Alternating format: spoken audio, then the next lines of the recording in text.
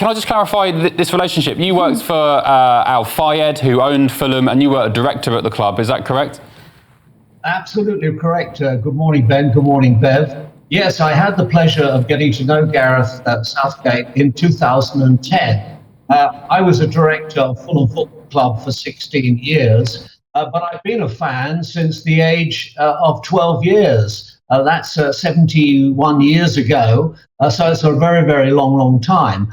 And in that year, 2010, Fulham got to the first final of the Europa League, and Gareth Southgate was between jobs. It was before he joined the England setup, and he was working as a commentator, I think, for ITV, covering our matches. So at places like Turin and elsewhere, I had breakfast with him, and he impressed me immediately as a person of great knowledge, but he wore his learning lightly. And rather like Fulham's manager at the time, Roy Hodgson, he was an intelligent man and a very modest man, and I can say a gentleman. And I think what you saw is what he really is. And then, of course, he joined the England setup, first of all with the under-21s, and then he was translated to the first team.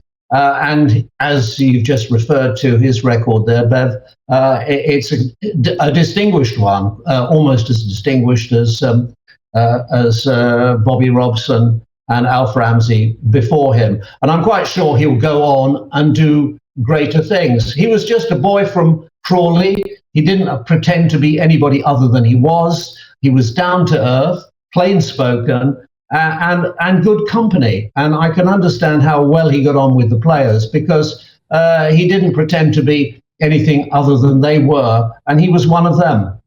Now, the universe has just collided to bring us a Prince William statement while we have you, Michael Cole, which is just wonderful, isn't it? Serendipitous. Prince William said this. He said, "I want to thank you, not as the president of the FA, but as an England fan, and thank you for being an all-round class act. You should be incredibly proud of what you've achieved." What do you make of that? Well, I know that Prince William wrote that personally. It wasn't by a flunky or a flack. He put his heart into that, and I think it's a wonderful message. And Prince William is a fan. I mean, he played football at Eton, not terribly well, I'm sure he would say that.